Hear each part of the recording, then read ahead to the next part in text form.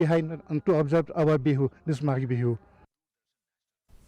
The All Meghalaya Kickboxing Association yesterday inaugurated a 6-day training program known as the 8th State Level Kickboxing Training Camp at Umsning.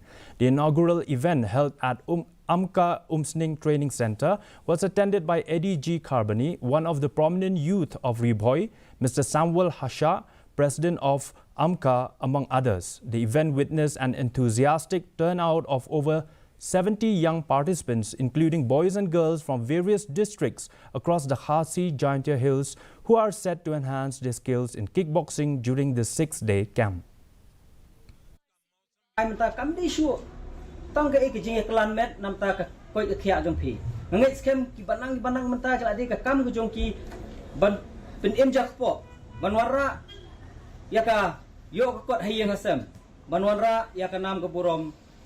Jong ka Ashnong, Jong ka District, but Jong ka State Hibarok away.